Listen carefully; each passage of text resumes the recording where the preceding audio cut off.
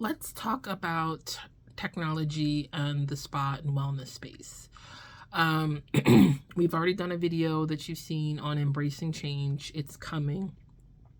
And this doesn't mean that you have to go buy the robot and put it in the corner today, but understanding that's where the industry is going. There's been a shortage of therapists for the last decade that is going to continue.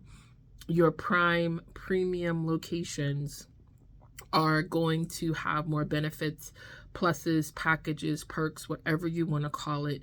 And therapists are going to be attracted to those for the most part.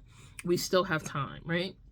But understanding if this is what's coming down the pipeline, how do you start preparing for it today, right? That purposeful, intentional planning on how to navigate what's coming. And I'm sad to say a lot of times as spa and wellness business owners, we're just trying to make it to Thanksgiving, or we're just trying to make it to Valentine's Day or Mother's Day and graduation and wedding season without really stepping back and stepping up and getting that 50,000 view from on high of where is this going. One of my big things is I don't want to get caught with my pants down. I did. I got caught in the Great Recession of 2008. It completely rocked my world, having to close a business that I had strategized for 5 years of what was coming and how to make this successful. So what I say to you is plan, step back, get that higher perspective of, okay, if you're saying technology is coming, what does that look like? What does that mean? How is that going to impact me? What consumers are most interested in it? And you'd be surprised. All of them are, from baby boomers all the way down to Gen Alpha. They are used to experiences with wellness technology. It was actually the focus of my dissertation, was looking at customer satisfaction and wellness technology. And I'm not going to give it all the way here, but what I will say is the demographics ranged from baby boomers all the way down.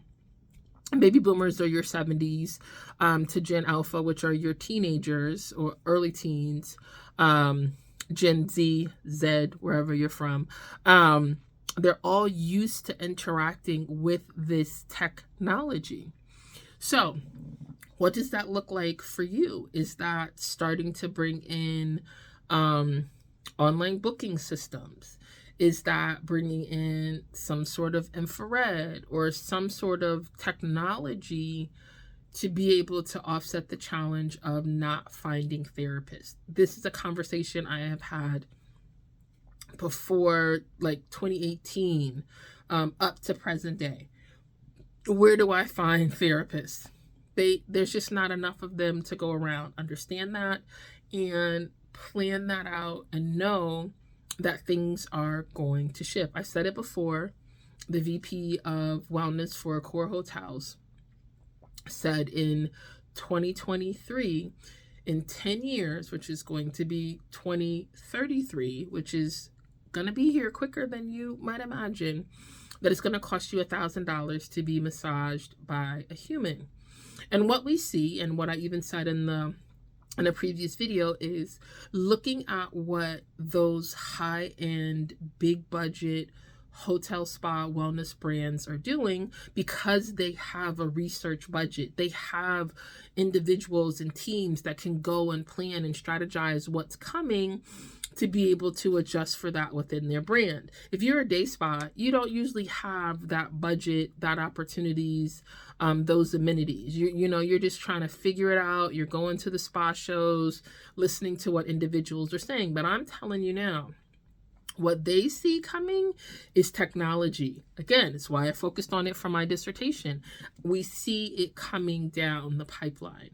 And the big spas are doing it now. They have the budget. It's really expensive, but in 10 years, that technology is going to be much more affordable and will be commonplace in your day spas, because you're not going to be able to find the humans to be able to fill all of the rooms and fill the demands, because the demand for wellness and demand for services is not decreasing. What is decreasing is the number of people available to provide those services, and this is where that technology comes in.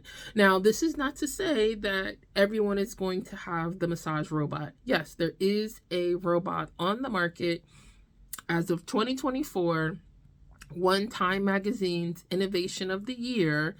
Not everybody is going to be into that, need that, or be able to afford that.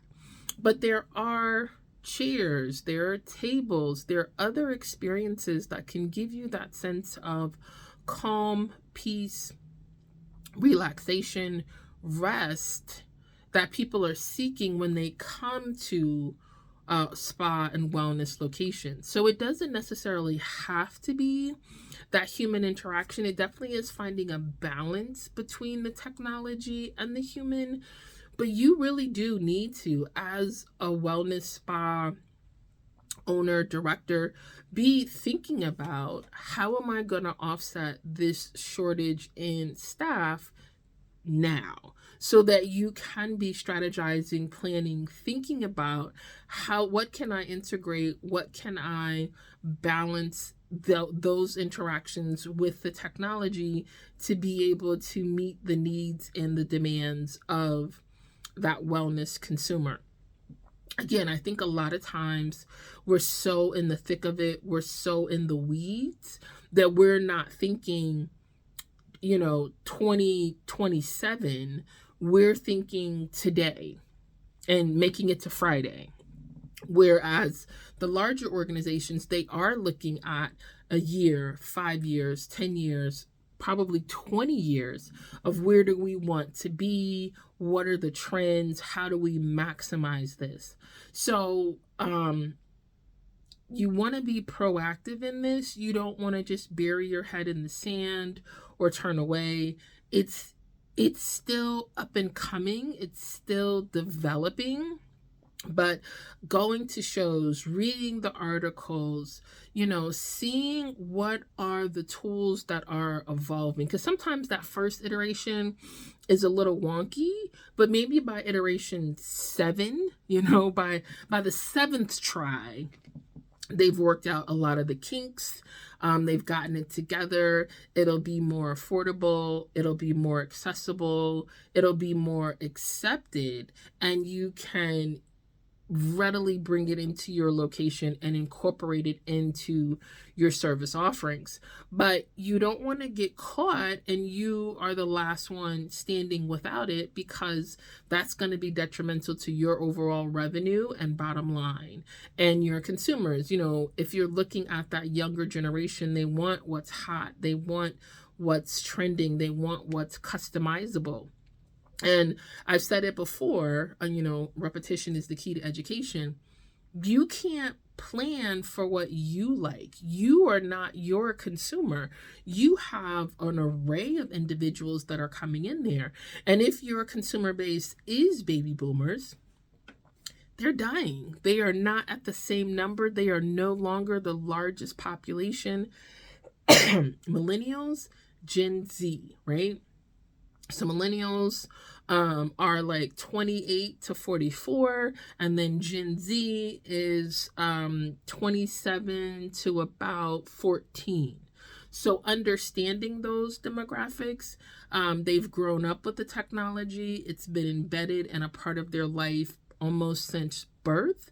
So it doesn't always have to be that human connection. There's other ways that they can get it, and they can still have those experiences, and you can still offer those experiences. I'm not saying replace all of your humans with technology, but if you are continuing to be challenged in finding enough therapists to meet the demand, then you're going to have to look at alternatives, which is going to be the technology. And you can start small. It doesn't have to be a $10,000 investment. It can maybe be a $2,000 investment. It could be a new table, a new chair that does different things that can enhance their overall experience, or even be simultaneous while the service is happening.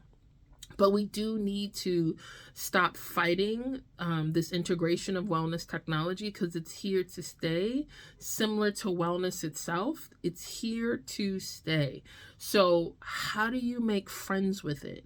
And that's really going to require you to get comfortable. It's going to require you to think in a new way. It's going to require you, as stated in another video, to embrace change, because it's here. So if you're curious, you want to have a conversation, I can post my calendar and we can set up a little 30-minute call to discuss strategies on how to incorporate more wellness technology into your space now, so that you are prepared as it is going to increase in the near and dear future.